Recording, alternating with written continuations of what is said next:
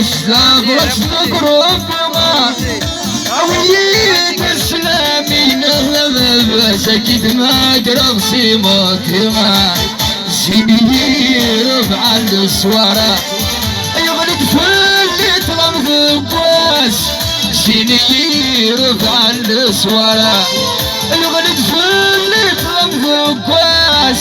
غفط ويكشفها الخضار الخفيق نمزح لابسا غفط ويكشفها الخضار